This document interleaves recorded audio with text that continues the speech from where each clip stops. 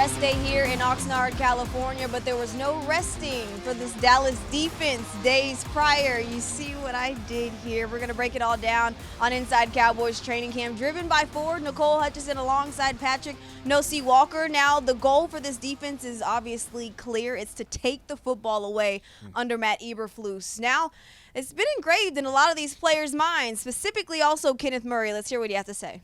How much is he on you guys to get the ball? Oh, yeah, 1,000%. I mean, he expects us to be in the front, leading the front, and be able to be the ones taking the ball away the most. So he's on the linebackers pretty hard. Like even this stuff, everybody's punching the ball and the running back goes by. Yeah, I mean, that's just our standard as a defense. That's what Coach Flus just came in and put down, and so that's what we're upholding. All right, Patrik, we've seen so many things happen. That's good things, specifically a couple of interceptions from Malik Hooker, a one-hand grab on Thursday. Wow. Zion Childress, also the rookie, getting an interception. This defense has been very active. What stood out to you so far? You know, it's the fact that they are able to take the ball away, and this harkens back to the Dan Quinn days when Dan Quinn ushered in the era of takeaways for the Dallas Cowboys. Matt Eberflus is keeping that going. It's something that Brian Schottenheimer mentioned, Nicole, earlier in training camp. He said that he believes this defense can be one of the league leaders in takeaways. You're seeing that. You're seeing that with the violence in which they punch at the ball. They're getting forced fumbles already through the first two practices.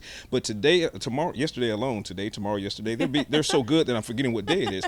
Yesterday alone, there were 3 interceptions, including Kyer Elam, who needs to step up, and the Cowboys are seeing him do that over OTA's minicamp and now training camp. So bottom line is this Cowboys defense is hawking the ball once again. Now, how much of this is just this Eberflus cooking, or is it just the offense is kind of like working its way through a couple of things? It's still early on in training camp so far. I'm going to say it's a combination of both things, okay. Nicole. Obviously, when you talk about the offense needing to work their way into things, there's a reason for that. It might be because you have a new offensive play caller and a new head coach in Brian Schottenheimer. So the install is still going on for this offense, but the same thing can be said for the defense. Install is happening with Matt Eberflus, but as the offense is a little bit disjointed and trying to find their groove, it makes it easier for an elite defense or even an above average defense to make plays. And the one thing that you can do, regardless of what the scheme might be, you can always punch at the ball and you can always try to attack the ball in the air, and that's what the defense is doing. Now, this goal that Matt Eberflus has for these guys is to get 40 takeaways. Do you think that that's a goal, a reasonable goal? I think it's a reasonable goal. Again, if Matt Eberflus can reinstall the takeaways that we saw during the Dan Quinn era, there is no reason that this defense should not be able to hit that number or at least come close to it again. When you combine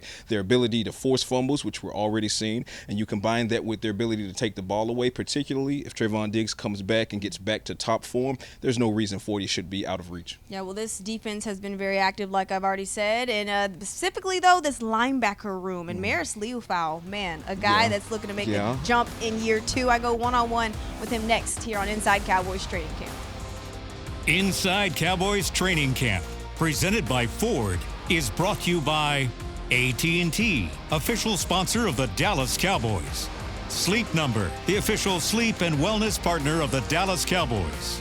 And by your North Texas Ford dealers. Ford is the best in Texas.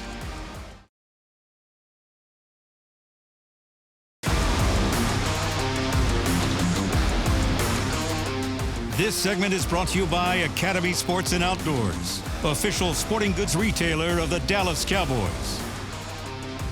Well, the game is slowing down for second-year linebacker Maris Leu, and that's typically a recipe for success for any player. Well, for Maris, obviously the offseason homework is a little bit more, means a little bit more to that success that he hopes to have in 2025. I caught up with him about all of the offseason work he put in. Here's what he had to say. Just kind of with the new defensive coaches on the team, I feel like I'm just trying to establish that respect from them, earn their trust, and just start with that, and doing that with my play style and how I carry myself on and off the field.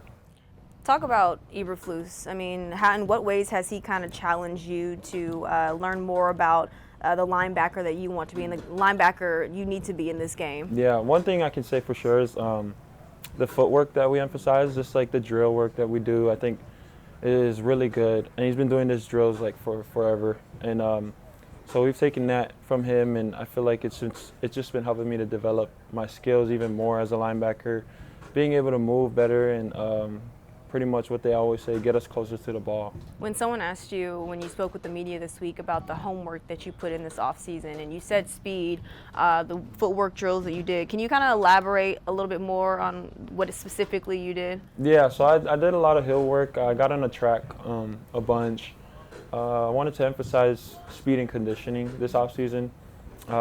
Just coming out of OTAs and knowing what Coach Eberflus and the other coaches expect from us from a playing standpoint. To me, I feel like speed was never a problem for you. I mean, you were flying all over the field last year, known as running, and your hair was on fire, right? But there was some mental aspect to the game where I feel like you've been very vocal about it, wanting to improve as far as like diagnosing plays. And I would say, what kind of helped you grow mentally in that aspect? Yeah, I think just building off of last year, being in the NFL system for 1 year and then playing in NFL games, I think a lot of it comes with the experience. And so the reps I got to take last year were so helpful for me. Obviously, we see how much fun you guys are having on the field, defensively, punching the ball out, playing physical. What's it like playing next to guys like Jack Sanborn and Kenneth Murray? Just like you said, it's so fun. We're having so much fun out there, and the way we play defense right now, and the way they're emphasizing it, it's a player's dream, really, the defender's dream to play in this kind of system, and yeah, we're told to have fun with it, and that's what we're doing, and it's been awesome so far, 3 days into camp. Brian Schottenheimer credited the way that you guys communicate on defense and the way that it's already off the charts in just, 4 or 5 days of camp so far. What kind of went into that? I think we're building a lot off of OTAs. I feel like we had a great start in OTAs, and especially towards the end of OTAs, I feel like we cleaned up a lot of different things, including communication. Kenneth Murray said that, Matt Eberflus said that the goal is to have 40 takeaways this year. Do you feel like that's a reasonable goal? Yeah, 100%. Stick with us here on Inside Cowboys Training Camp. We're breaking down all things offensive linemen, but specifically Tyler Giden. Is it TG season? I don't know. Find out after the break. This segment was brought to you by Academy Sports and Outdoors, official sporting goods retailer of the Dallas Cowboys.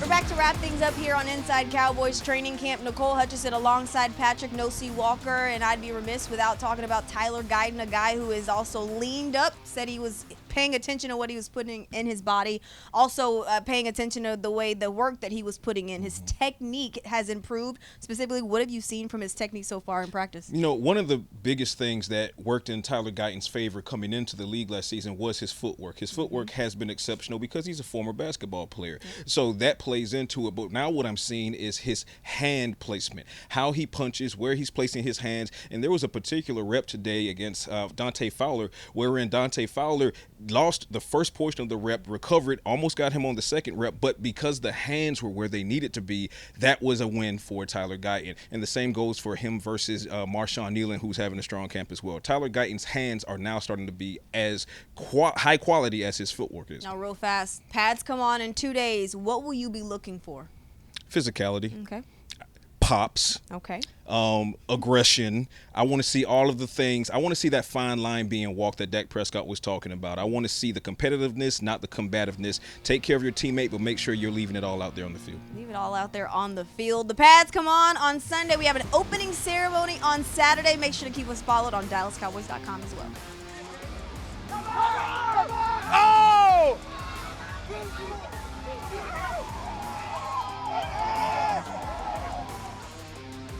Inside Cowboys Training Camp, presented by Ford, was brought to you by AT&T, official sponsor of the Dallas Cowboys.